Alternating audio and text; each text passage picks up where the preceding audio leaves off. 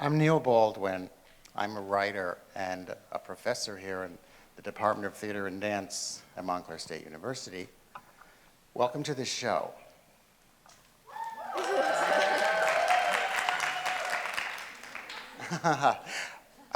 You're in for a treat. I sincerely mean this, and a lot of surprises, big surprises. Well, the people you see lined up here on the stage are 7 amazing sophomore dance majors. And they are students in a class that I teach called DanceWorks, which is a special class. It's so special that it meets at 8:30 in the morning on Fridays. That's how special it is. So you really have to be devoted to the craft to be in this group. These dancers are exploring dance more deeply, and they're writing about our repertory season. So you're going to hear from each dancer an introduction to the piece that they are in. And then we're going to circle back for a special conversation, a dialogue between Khalid and Christy Lee about the 2 Earl Mosley numbers that are on the show in the program. Earl Mosley, or Mr. Mosley as he is called, is a teacher here, and there's a slight change in the program. We're going to start with I See You, which is his first number after the Dancer Turks finish speaking.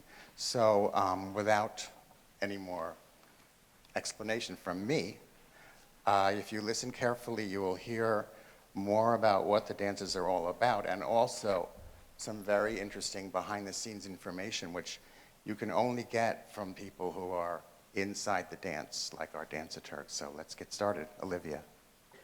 Hi, guys. My name is Olivia Passarelli, and I'm a sophomore BFA dance major. I will be introducing Gift by Stacy Tukey. This is an originally choreographed work that premiered here at Montclair State University last December. Tukey came in with the intention of creating a work that would spread a message to the world that in times of turmoil, like the times we are currently living in, it is more important than ever to care for and connect with others. In order to convey this message, Tukey wove a strong and specific narrative throughout the entire piece regarding how cold a world can become without love. Although it may seem abstract to some, the intention and development of this piece have a distinct storyline, brought out through the physicality of movement as well as acting. In discussing her piece, Stacy Tukey told me that Gift follows the arc of a society that begins as a uniform group stuck in their routine ways, never finding true human connection with one another. There are many motifs throughout this work that revolve around this concept of connection, or lack thereof, until one lone dancer decides to break free of the group and is able to ignite change on her own. This dancer is the catalyst. Dressed in white and free of her hood, she faces many struggles but is eventually able to overcome them.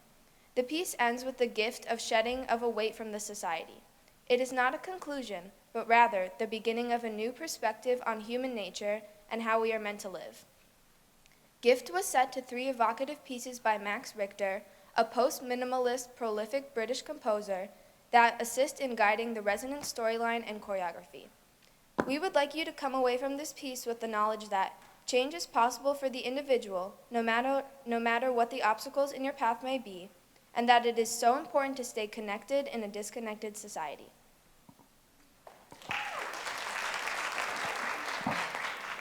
Hello everyone, I'm Khalid Dunton. I am a BFA dance major here at MSU, of course, and I will be talking to you about the Rum piece choreographed by Christian Von Howard. Rum made his first premiere on stage at our Works of Foot concert in fall of 2017. Von Howard came into this year with an inspiration of how he wanted the piece to look, the music, and the idea. The music was already set in stone. Parts of the music was used as landmarks for specific ideas and concepts, but there was always a marriage between the music and choreography. In his creative process, Von Howard had a definite idea that he wanted to create the vision of shifting rooms, or room shifting. But making decisions on how to form these rooms came with our rehearsal process. This work of art brings forth the abstract way that people connect with each other. In the process of creating this piece, Von Howard would give us scenarios which would change the way the dancers would approach and attack the movement given to us. He gave us the freedom to create our own stories within the different rooms that we create throughout the piece. However, these scenarios and stories that the dancers created had changed when Von Howard incorporated more special effects and new material. This piece was originally set on an A and B cast of 8 dancers. For DanceWorks, as you will see this afternoon, it has been enhanced and expanded to incorporate the entire cast of 12. With this change in mind, Von Howard wanted to create a deeper connection to the dancer, the artwork, and the music that starts off subtle and have certain moments that jump out at you. In the original room, the literal sense that the dancers were in a room were created with one white wall that stretched upstage. However, this time around, without giving away too much detail, Von Howard decided to incorporate more special effects to work towards a deeper meaning, connection, understanding. Along with the white wall, the dancers wear white costumes that serve to make this piece seem casual. But the white costumes are worn to help reflect the projections by Kathleen Kelly that are occurring during the piece. Because there is now a full cast and new exciting changes to the piece, the audience will have the pleasure of visualizing the mysterious scenarios happening in each room.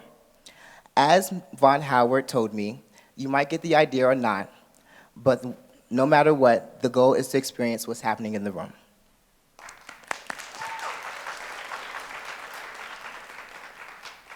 Hi everyone, my name is Christy Lee Mayella. I'm a sophomore BFA dance major, and I will be introducing Don't Mess With Me by Nancy Lushington, a piece that will take you back in time to the roaring 1920s.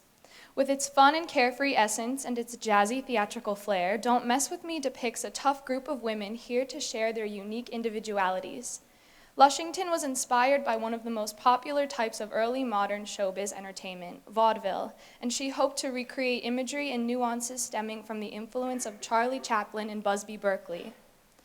There is a sense of simplicity and subtlety in the work, and this choreographic choice enhances the distinct concept of Don't Mess With Me. The footwork is fast, intricate, and precise, and the accompanying gestures along with it create a playful essence, giving the performers a chance to show off their acting skills. During rehearsals, each dancer was challenged to tap into a 1920s flapper-esque character, but Lushington always emphasized the importance of performing as individuals. "You don't have to be happy all the time," she said. "You can give a little bit of attitude." Expressing all kinds of emotions, a sophisticated woman, happy and proud of who she is, but one who is also not afraid to show anyone that there will be consequences if they ever dare mess with her. Lushington was interested in how formations and stage patterns recreate the space on stage, and in Don't Mess With Me, she was inspired to make patterns similar to Busby Berkeley.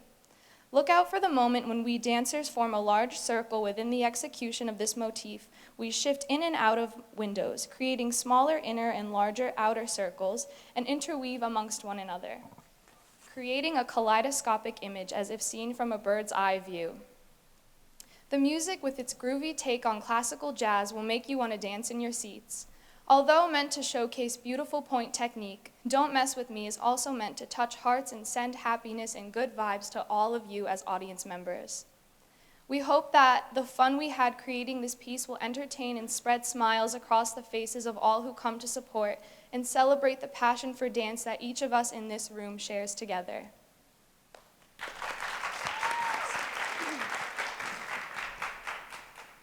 Hi everyone, I'm Tony Blockberger. I am a sophomore BA Dance Education major here at MSU, and I'm going to talk about tensile involvement.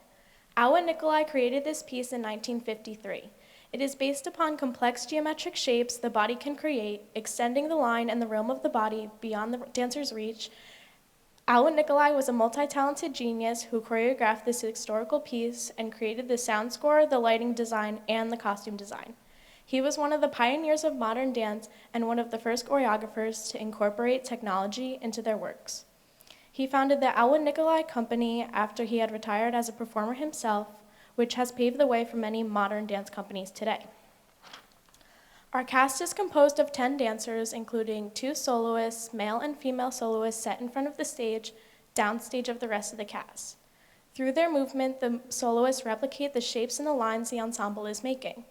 Lighting plays a diverse and compelling role in this visually stimulating piece, changing as the dancers form new shapes and forge new spatial pathways. Look out for the varying ways the dancers move throughout the space and how that movement in turn influences the shapes they make. The piece was set on the MSU dancers by Alberto Del Saz and Donna Scrosamori, who were both in the Alwyn Nicolai Company. Donna, our weekly rehearsal director, describes tensile involvement as an abstract painting in space using bodies instead of paint and a stage instead of a canvas. Originally premiered 65 years ago, it still amazes and surprises audiences today.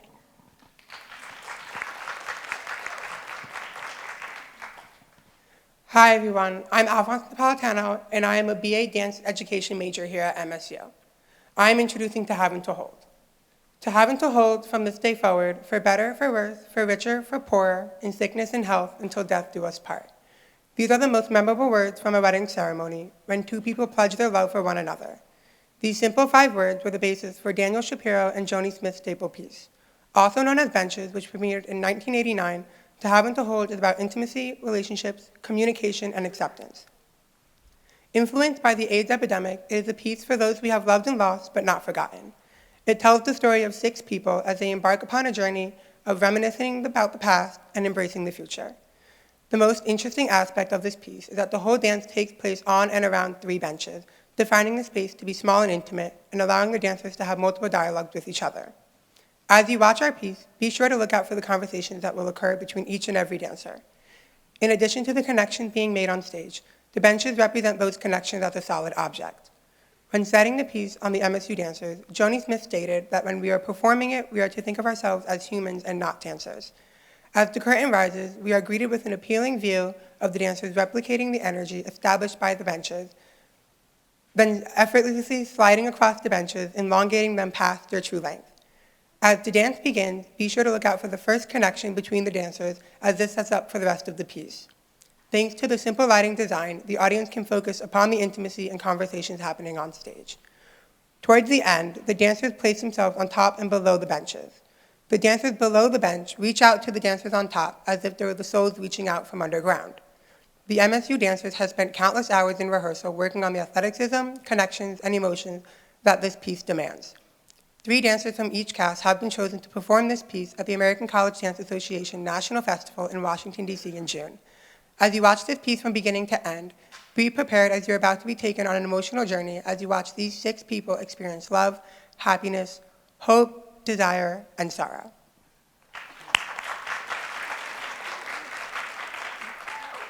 Hi, I'm Victoria Strada, a sophomore BFA dance major here at MSU. I'm going to introduce Maxine Steinman's piece, Playing with Vivaldi. This is a modern work strongly based in the Jose Limon technique with a light and joyous expressions throughout the movement choices as the dancers rise and fall across the stage with syncopations of rhythm. Steinman's use of musical themes and variations was a driving concept while choreographing. When I asked her about her inspiration, she immediately replied, "The music told me what to do." The dance is divided into 3 sections, becoming progressively more playful. In the opening section, notice the texture of the hands, with the palms facing up as if the dancers are brushing the air. The swirlings of the body and the space reveal the dancers' awareness of their relationships to one another. Rises and suspensions in the movement come with rises and suspensions in the music. Repeating movement phrases line up with the repeating phrases of the music. When the phrase in the music changes, the movement changes to another idea, the dancers transitioning on and off the stage. The second section of the piece is more quirky and staccato, with a lot of partnering. The dropping of the weight makes the phrases seem doll-like, but the dancers continue to transition in swirling movements. There's also an added transitional section where the dancers make a tableau downstage right, melting into the ground like honey. In the final section, Maxine uses the playful and whimsical suites in the score to complement movement qualities, as the dancers split up into 2 groups. One group are the cats, chasing the other group around the stage as the mice, transitioning with jumps, runs, and scurrying feet.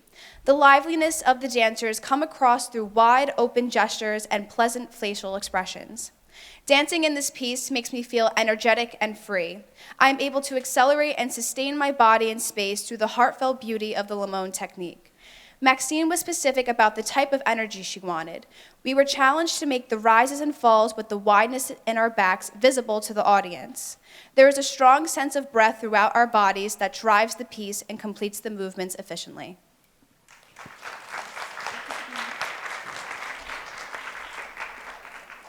Hi, I'm Madeline Ruprecht, and I'm a sophomore BFA dance major here at MSU.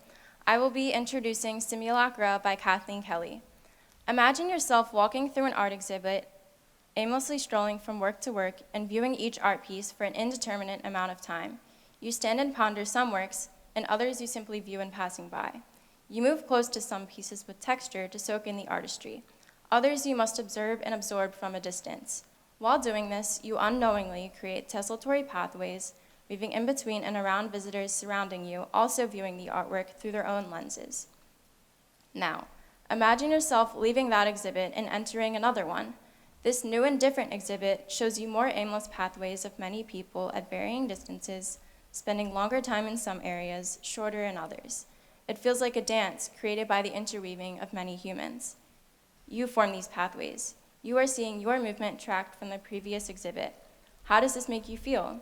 Exposed, vulnerable, uncertain, insecure? This was Kathleen Kelly's inspiration for the piece you will see this afternoon, Simulacra. Her feelings of exposure during an art exhibit like the one I just described were so overwhelming that she was inspired to create a work of art about the theme and feeling of a simulacrum, defined as a representation of someone or something. The title explores our representations of ourselves.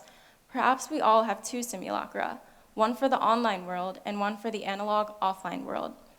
The piece further explores the conflict of self-identification. Our generation has grown up with technology embedded within our lives, constantly on display for all the world to see, but only the parts that we want to show, if we can control it. Social media allows us to create a fake reality and showcase the best version of ourselves. Simulacra lays out this conflict and delusion of reality. You will see a live projection on the back wall of the stage, while the real dancers are moving on stage themselves. It is your decision.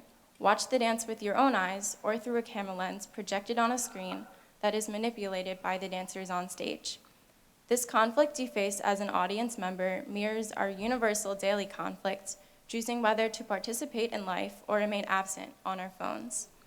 Beginning with an abrupt feeling of exposure, the stage is dark except for a single light on a dancer's face. A group of dancers is revealed retreating backwards from the camera, their movement very grounded. Personal relationships seem to be formed or broken by the absence or presence of a camera controlled by the dancers. Constant changes in portrayed identity among the dancers force you, the audience member, to witness the effect of media upon them. You must decide for yourself which portrayal of the self is more accurate. Where do you think reality lies? Thank you. Now for our final presentation, as I told you, we're going to have a brief conversation between two dancers, each of whom is in a piece by Earl Mosley, Horizon and I See You. And you guys can have two mics. Thank you. Hello, one. Oh, wow. Hello, everyone. I'm back. Today I'm going to talk to you about I See You, choreographed by Earl Mosley. I See You made its first premiere on stage in 2009 and has been constantly changing since then. And I will be talking about Horizon, also choreographed by Earl Mosley, a beautiful modern piece that was seen in Works Afoot last semester, but there has been quite a few changes to the work since then. Together, Christy Lee and I had the pleasure of asking Mr. Mosley a few questions, just to give you all a new, sorry, I can't speak. Just to give you all a few questions. Details. Just to give you all a few more details about these two pieces done by Earl Mosley and how they may connect. So I first asked Mr. Mosley what his inspiration was for Horizon, and I found it very interesting when he told me that his inspiration for creating Horizon was from the hypnotic nature of the music combined with a feeling of joy and spirit. After hearing this response, I was able to really resonate with it, as from a performer's perspective, the lightness of the choreography, the joy in the music, and the lighting effects on the stage really put me into the atmosphere of actually standing in front of a sunset or sunrise. And the different emotions executed come from that feeling of a beautiful scenery, and it is intensified by the warm light of the sun along the horizon. Now I'm curious, Khalid, since Horizon is so different from ICU, what was Mr. Mosley's response to you when you asked him the same question? Well, Mosley said he got his inspiration from when he traveled to Japan, which for everyone who knows Mr. Mosley, he travels everywhere to teach different classes. And he said he always noticed that the citizens there really dress up in sharp business fashion Monday through Thursday. But on Friday around 3 p.m., they become really casual. So this heightens the sense of cultural differences, and being that this piece was inspired by another culture, Mr. Mosley decided not to add a storyline. He said he just liked seeing the dancers look slick in their suits and the movement be in total contrast. Wow, it's very interesting to hear the specific background behind the creation of that piece. Thank you for sharing. Now that I know a little more about ICU, I'm just wondering, how did Mr. Mosley choose the title of this piece? Well, I'm glad you asked, because I had the same question. Luckily for us and you guys, I have the answer. I actually asked Mr. Mosley, where did he get the title ICU from? And he said, when I see someone dressed or doing something that I like, I will say, I see you. And I personally find this funny because for everybody that knows Mosley or takes his class, he has two types of ICU, which can be bad or good. The good is, I see you, which means like you did something really good, and like he's acknowledging, and then he does that little thing that I can't do. It's like a little clap. Yeah. And then the bad one is, I see you, which means you just messed up something, and he wants you to go across the floor and do it again. Where was I? Oh. But speaking of titles, how did he come up with the name for Horizon? Well, when I asked Mr. Mosley how he came up with the title Horizon, he simply responded with words that expressed what the music and his vision made him think of and feel. He said, and I quote, "When I hear the music, it makes me feel like I'm looking out a window and daydreaming, or walking along shore looking as far along the ocean as I can, or gazing into the stars at night, or watching the sun go down.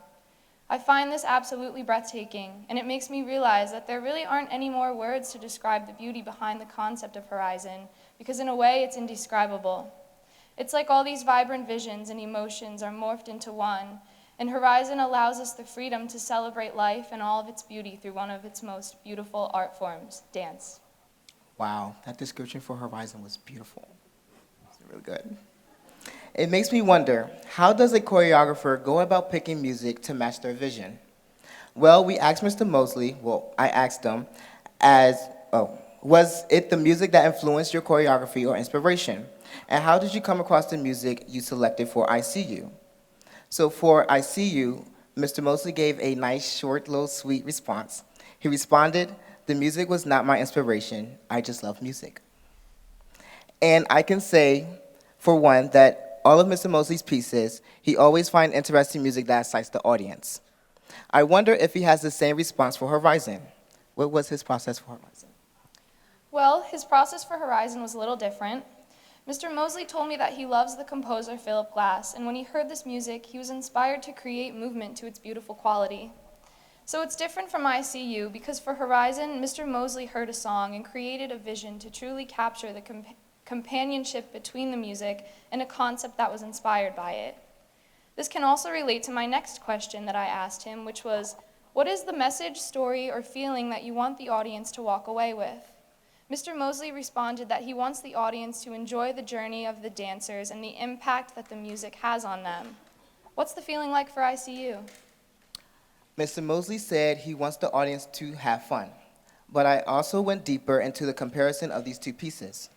So I asked Mr. Mosley two questions comparing and contrasting ICU and Horizon. I asked him, what is the energy for Horizon compared to ICU?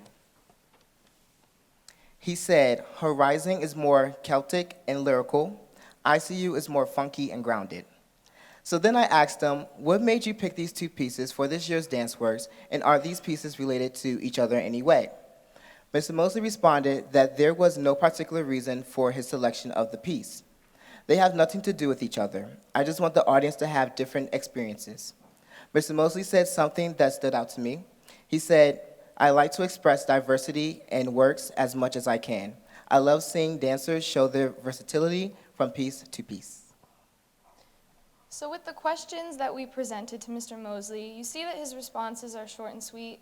Some artists don't talk about their work in detail because they want the audience to experience or create their own story. Mr. Mosley refrains detail because there's a deeper connection that is built between the audience and the dance when the audience is given the freedom to explore and open their mind to a new world with new meanings. Like Mr. Mosley said, he just wants the audience to enjoy themselves when they watch his pieces, and we hope that you enjoy yourselves today just as much as we do performing for you. So let's hear it for the incredible dancers and all their hard work. Thank you.